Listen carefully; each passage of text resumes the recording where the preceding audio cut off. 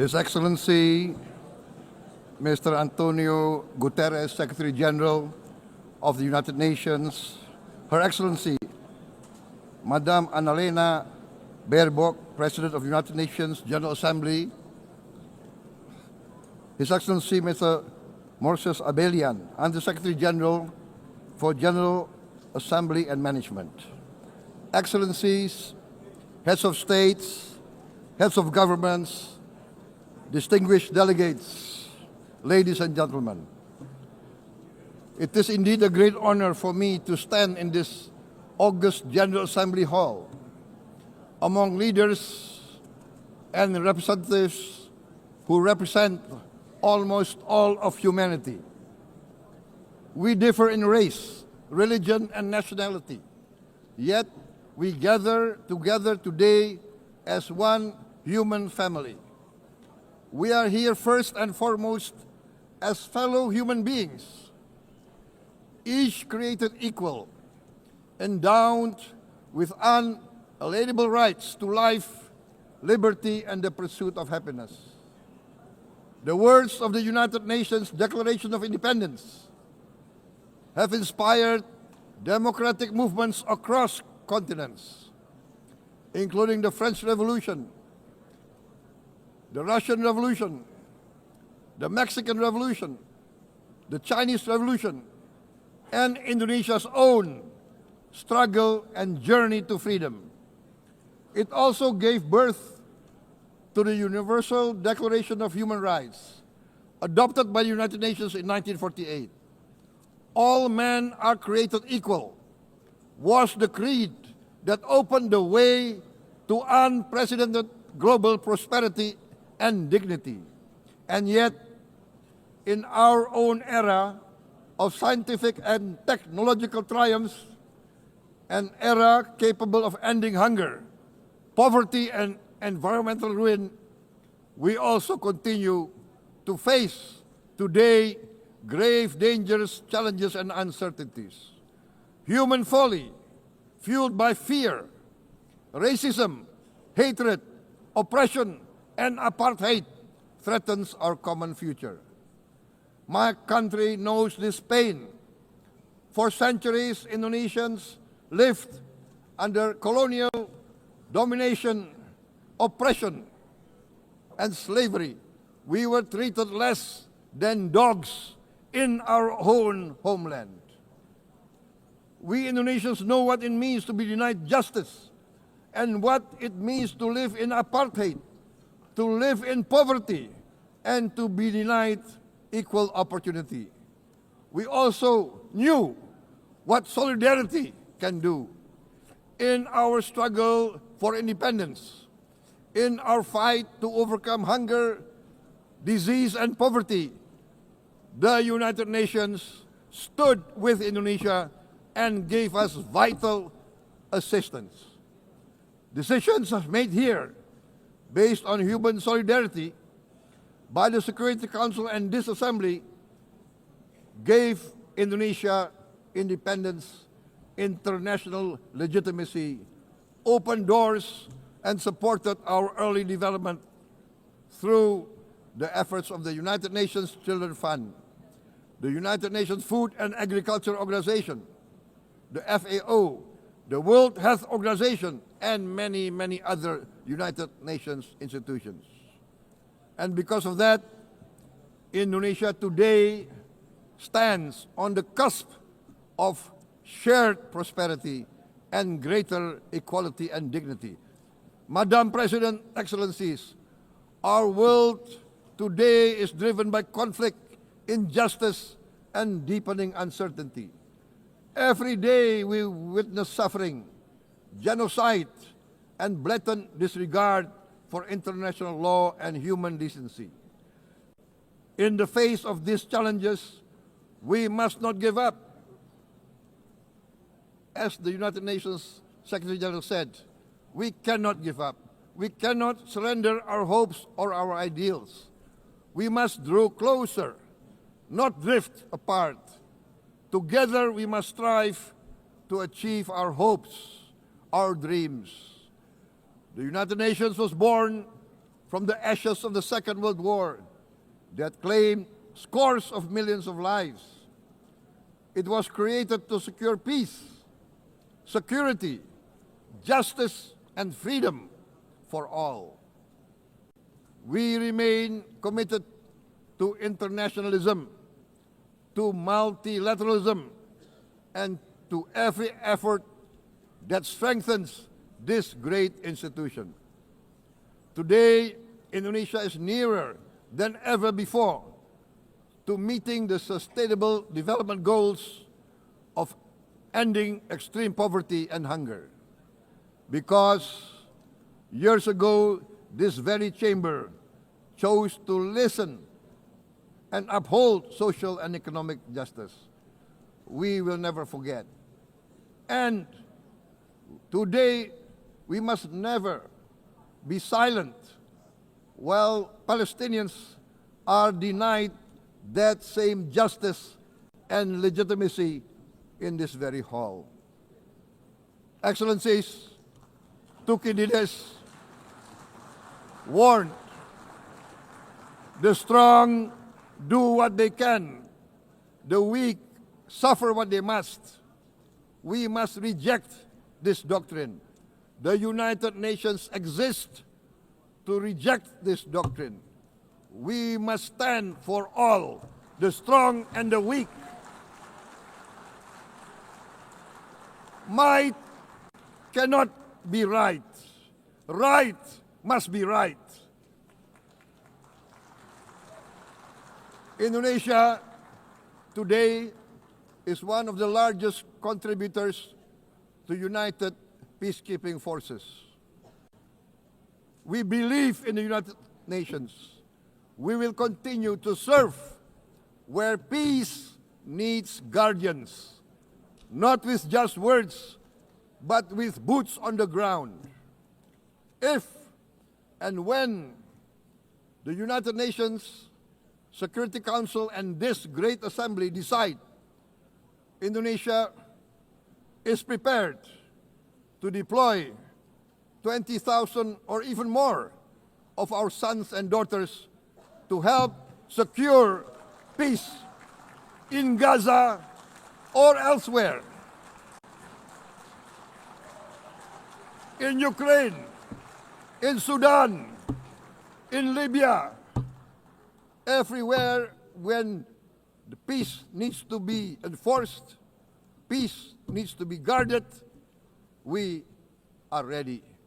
We will take our share of the burden, not only with our sons and daughters, we are also willing to contribute financially to support the great mission to achieve peace by the United Nations.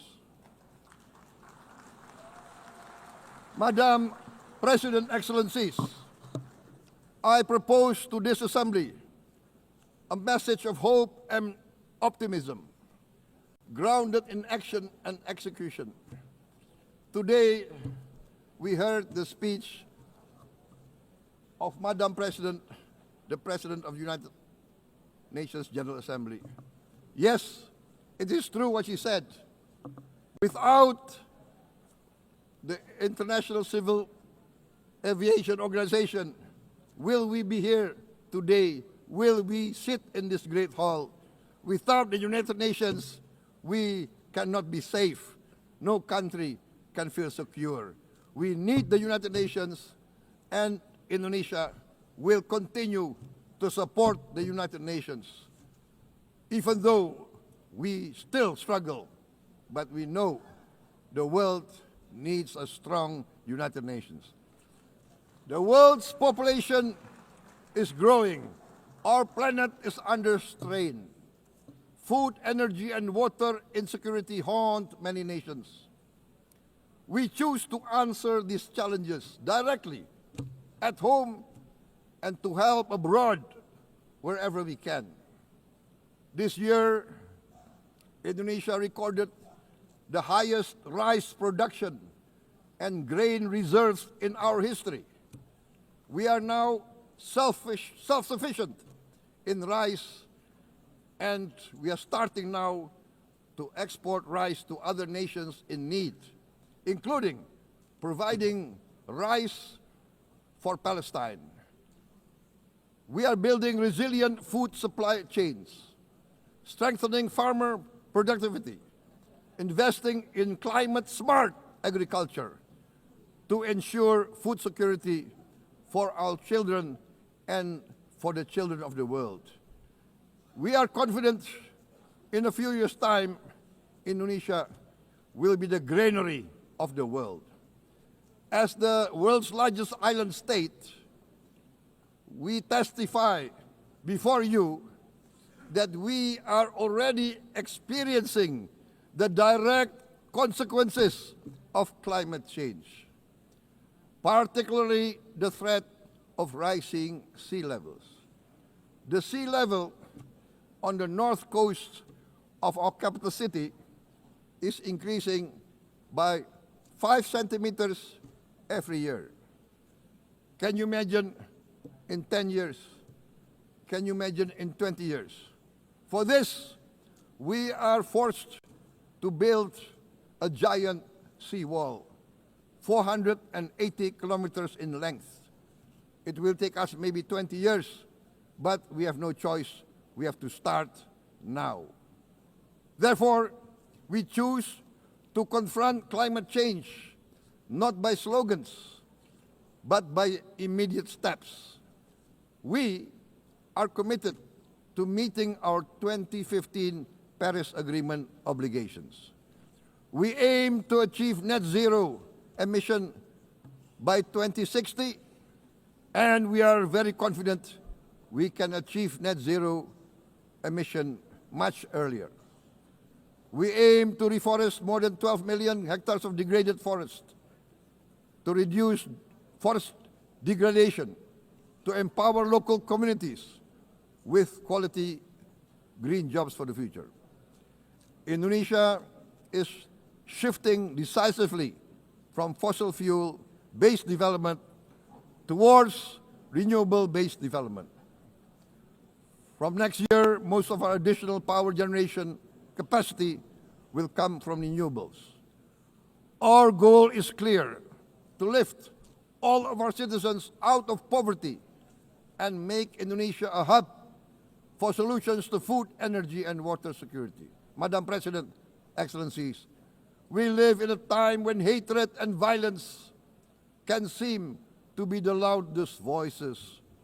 But beneath this loud noise lies a quieter truth, that every person longs to be safe, to be respected, to be loved, and to leave a better world to their children. Our children are watching. They are learning leadership not from textbook, but from our choices. Today, still, a catastrophic situation in Gaza is unfolding before our eyes. At this very moment, the innocent are crying for help, are crying to be saved. Who will save them? Who will save the innocent? Who will save the old and women?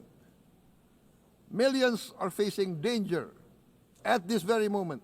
As we sit here, they are facing trauma.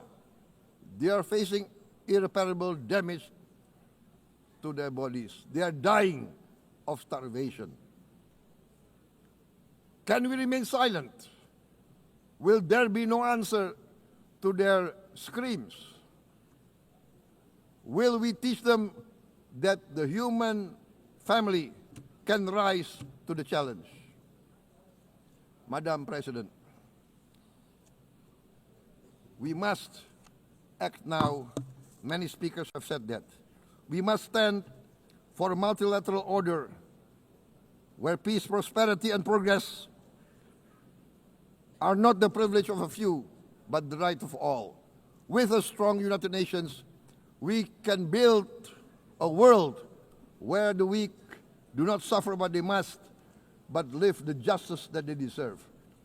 Let us continue humanity's great journey of ideals, the selfless aspirations that created the United Nations. Let us use science to uplift, not use science to destroy.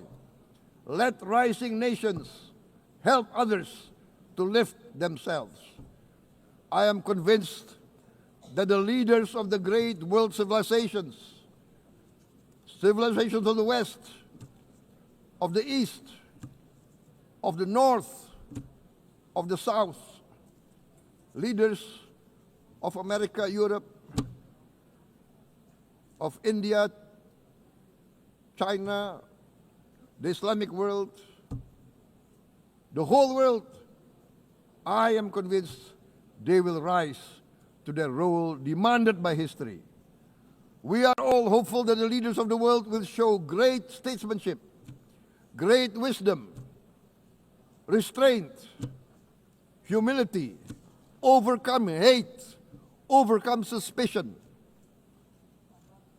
Madam President, distinguished delegates, we are greatly heartened by the events of the last few days, where significant leading countries of the world have chosen to side with history, to choose the right side of history, the path of the moral high ground, the path of rectitude, the path of justice, the path of humanity, to shun hatred, to overcome suspicion, and to avoid the use of violence.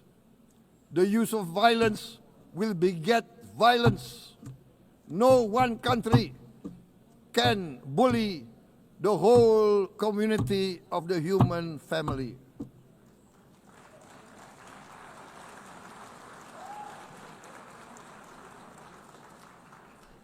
We may be weak individually, but the sense of oppression, the sense of injustice has proven in the history of mankind that this sense of injustice, this sense of oppression will unite into a strong force that will overcome this oppression, that will overcome this injustice.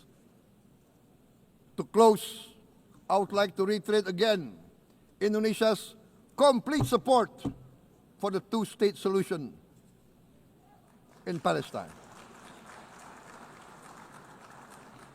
We must have an independent Palestine, but we must also recognize, we must also respect, and we must also guarantee the safety and security of Israel. Only then we can have real peace, and no longer hate and no longer suspicion. The only solution is this two-state solution. Two descendants of Abraham must live in reconciliation, peace, and harmony.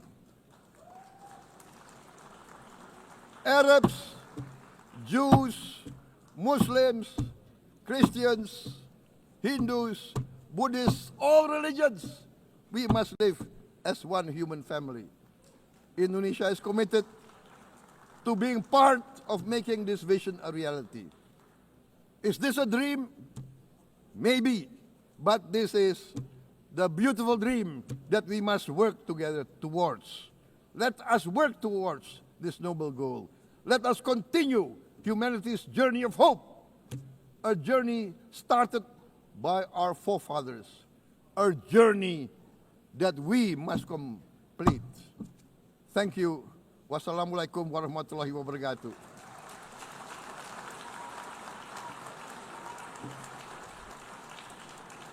Shalom. Om Santi, Santi, Santi Om. Namo Buddhaya. Thank you very much. May God bless us all. May peace be upon us. Thank you very much. Thank you. On behalf of the Assembly, I wish to thank the President of the Republic of Indonesia,